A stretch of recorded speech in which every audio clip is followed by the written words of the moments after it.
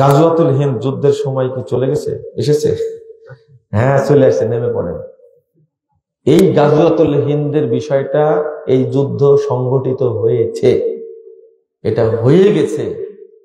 এই গাজওয়াতুল হিন্দ মানে হিন্দের যুদ্ধের যে হাদিস, এটা গত হয়ে গেছে। এটা বলে গেছেন ইমাম ইবনে কাসির রাহিমাহুল্লাহ, 773 হিজরিতে তার জন্ম।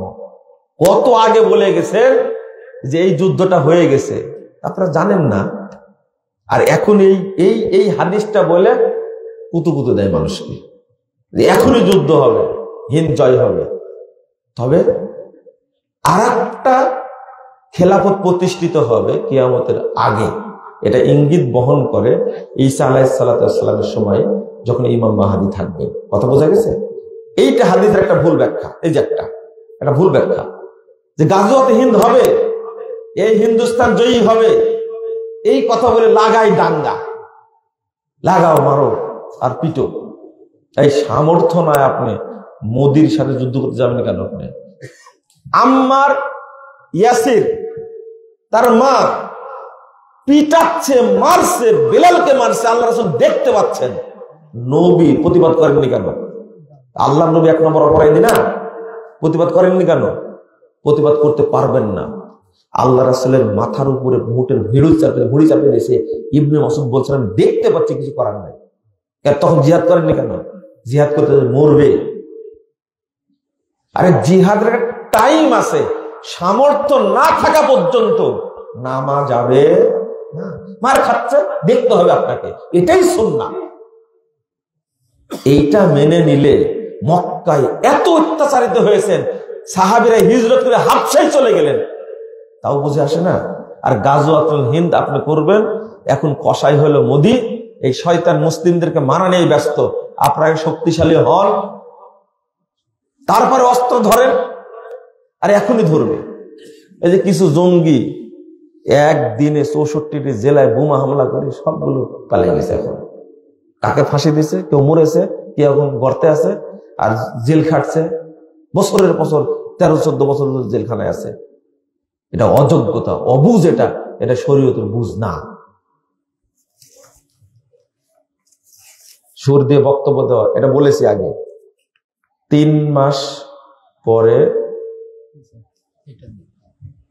ট্রাম্প আমেরিকার প্রোডাক্ট হবে। বাংলাদেশের কপালে কি আছে? আমরা ট্রাম্পের উপরে ভরসা করি না। ট্রাম্প বাইডেন একই। আপনারা বেশি বেশি প্রশ্ন করেন, একটা বুঝ দি দেখি।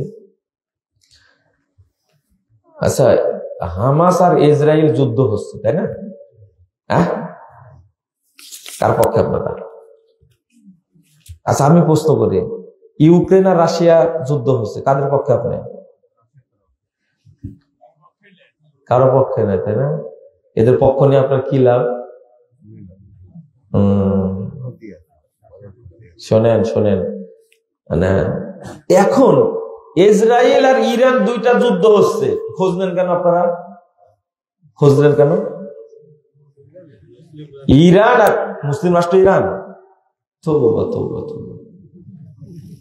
ইরান ইহুদি খ্রিস্টানদের চেয়েও খারাপ, তারা শিয়া। এদের জিজ্ঞেস করতে হবে কেন? আমরা ইউক্রেন রাশিয়া নিয়ে কোনো আপনার ভাবনা নাই। ভাবনা শুধু ইরান আর কি নিয়ে? ইরান আর ইসরায়েল নিয়ে না। আমি একটা চিন্তাও করি না। আমি দোয়া করি, আল্লাহ ইরানকে তুমি ধ্বংস করো, ওখানে মুসলিম রাষ্ট্র যেন হয় প্রকৃত। এখনো ইহুদি খ্রিস্টান যে খারাপ ওরাই আছে ওখানে। হামলা করবে ইসরায়েলে, হামলা করছে, একটা তেলাপোকা মরেনি। ক্ষেপণাস্ত্রগুলো কত মানব বান্ধব, পরিবেশ বান্ধব ছিল, একটা মরেছে।